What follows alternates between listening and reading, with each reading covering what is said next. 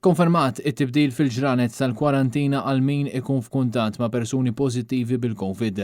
Dan qalitu l-professur Charmaine Gauci f'kummenti lil dan l-istazzjon. Fejn inti jkollok persuna li kien kuntatt u li dan il-persuna bħala kuntatt mhuwiex household member u dan il-persuna huwa vaċċinat, hemmhekk dak il-persuna jista' jagħmel biss 7 ijiem jekk fuq is-7 ġurnata u joħroġ li huwa negattiv meta nagħmlulu test.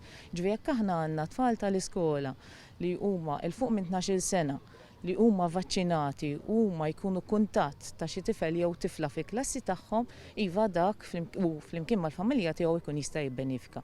Però ovvja din ma tkunx qiegħda tot għal dawk it-tfal li huma iżgħar għaliex dak għadhom mhumiex vaċċinati. F'din l-opportunità li kellna biex nistaqsu lill-professur Gauci staqsejna dwar meta il-pubbliku in ġenerali se jkun qed jingħata l-booster tal-vaċċin. Bħalissa għaddejjin bil-policy biex aħna nevalwaw ukoll meta u l-aħjar żmien li aħna nkun nistgħu nibqgħu għaddejjin ukoll bir-rollout. Charmaine Gauci spjegat li fejn jidħlu tneħħija ta' miżuri u l-ħajja iktar viċin in-normalità, l-awtoritajiet qed jistennew it-test event tal-ġimgħa fil-għaxija qabel jieħdu deċiżjonijiet ġodda. Minn hemmhekk aħna nkun nistgħu wkoll nevalwaw l-impatt ta' jista' jkun dis-sitwazzjoni. U abbażi ta' dik aħna mbagħad nkun nistgħu nibqgħu nagħmlu iktar rilax ta' miżuri skont aħna kif tkun qed indikalna din ix-xjenza. Intant fl-aħħar sigħat kienu rrappurtati 24 każ ġdid pożittiv għal COVID fil-waqt li fiequ 13 persuna oħra.